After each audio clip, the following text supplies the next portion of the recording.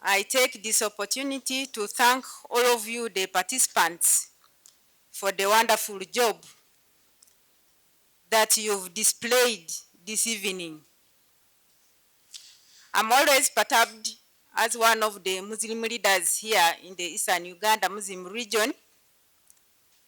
Like I told you, I'm one of the sheikhs here in the Eastern Uganda Muslim region. But we are having a real problem in the Muslim community of the unutilized resources. As we are challenged at this level of you being students, but the other level of us, the adults, it's alarming. We are not utilizing land as the basic resource that Allah has provided us. Instead, you'll find all the women in town, but land is in the village. And some people are just grabbing it. That because my husband is having another woman or wife in the town, you leave the resources in the villages. And the Muslim community itself, it is not utilizing the land. Instead, the other people are selling. But Allah said that He has already provided us with all that provision.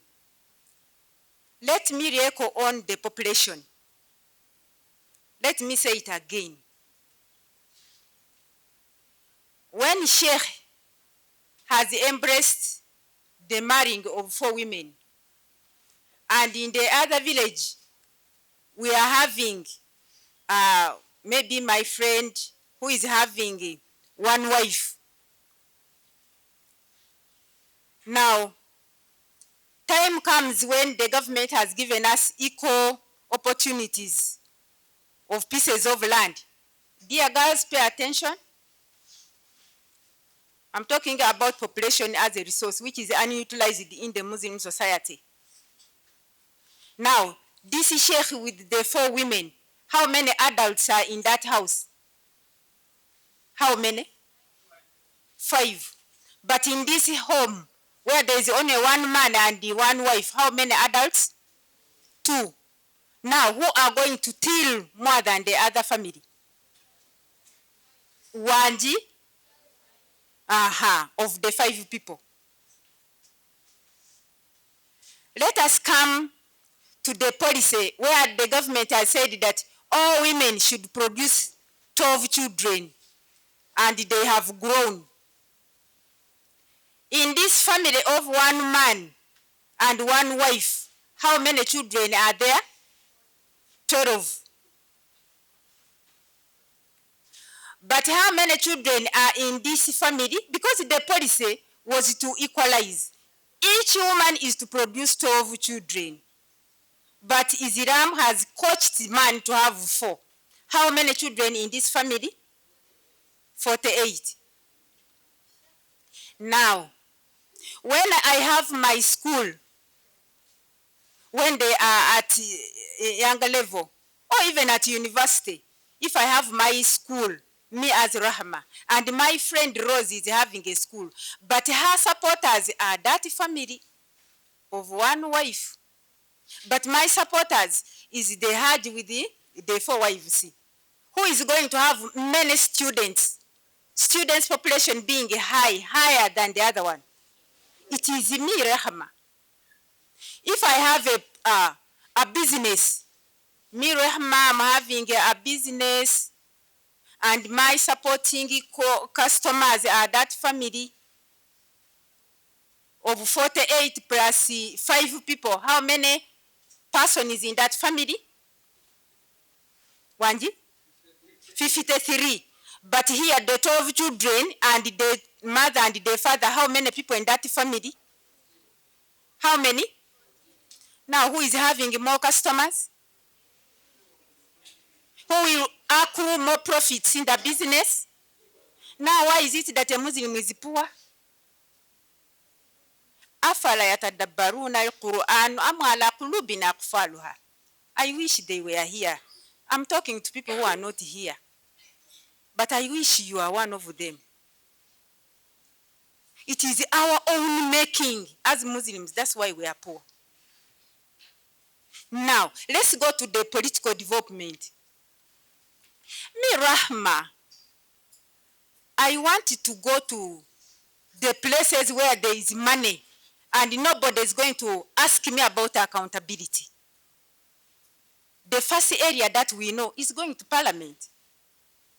It does not require you to vote me because you are having a degree or a certificate, or even you know how to scribble, you know how to even to write. Even when you do not know how to write, you are going to vote for me because you put your thumbprint. But you can't vote me. Why? Because my friend there of one wife and the adults too, those are 14 people. But in my village or in my supporters are already 53. What makes me not to go to Parliament and get money? Then we remain begging. Who is taking away the votes? Because population is wealth. But a Muslim man is struggling with the 4 wives, but does not know the value of that population.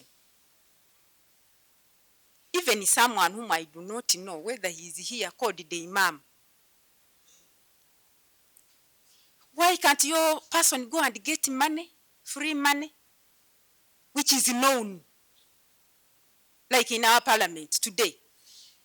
When I become a member of parliament, I go out with more than 40 million on a monthly basis. But you are here struggling. We are not utilizing population. We are not tagging value to our population. That's why we are suffering. Allah subhanahu wa ta'ala has given us the pillar of socio-economic transformation. Socio-economic transformation.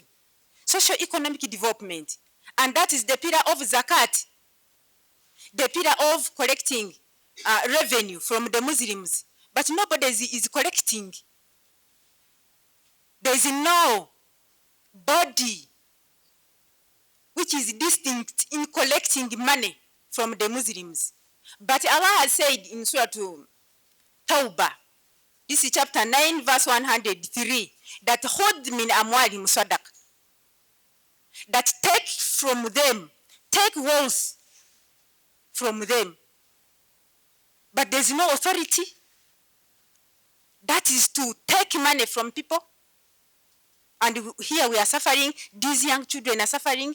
There is no scholarship scheme for these children. Where are the adult Muslims?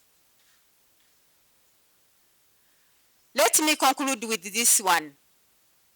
We are not utilizing land. We are not utilizing population. We are not knowing that Allah has said that kuntum khayra ummah, that you are the best ummah for others to copy from.